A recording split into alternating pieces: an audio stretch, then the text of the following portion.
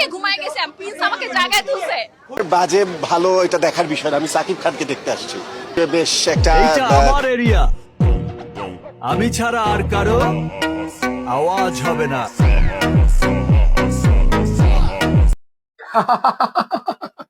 বাইরে ভাই, আমাদের পারিন নাটকের জনপ্রিয়তার শীর্ষস্থানে, কিন্তু ভাই প্রিন্স সিনেমায় অভিনয় করেছে আমার কাছে ভালো লাগে নাই, কিন্তু আমাদের বস মেগাস্টার শাকিব খান দুর্দান্ত লেভেলের।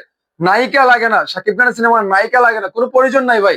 এই যে প্রিন্স দেখতে দর্শকদের ঝামেলা হচ্ছে, দেখবো দেখবো দেখতে পাচ্ছি না, এই ঝামেলা সেই ঝামেলা।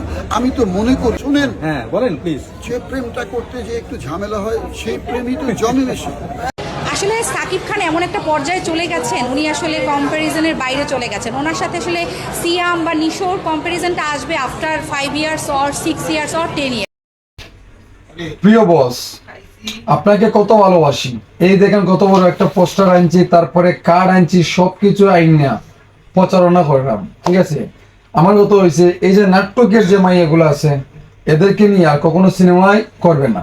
মনে করবেন বাংলা নাটকের নায়িকা আপনার জীবনে নেই, এই কান লাগেনি দুইটাকে, মানে ও কি নাটকের যোগ্যতা, মানে বড় পর্দায় আইসা নাটকে পারফেক্ট আছে, কিন্তু বস এই যে এই মাইয়াটা অভিনয় করতে পারে না।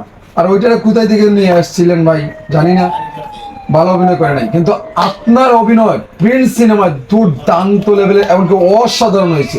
যেই সালারায় নিয়ে সমালোচনা করছে তারা আসলে সিনেমা মানেই বুঝে না। বস আছি আমরা, আমি একজন সাকিবিয়ান, এগিয়ে যান, আরো দূর এগিয়ে যেতে হবে আপনাকে। আমরা আছি আপনার সাথে দুঃখে সুখে সব। বাজে ভালো এটা দেখার বিষয় না, আমি সাকিব খানকে দেখতে আসছি। বেশ একটা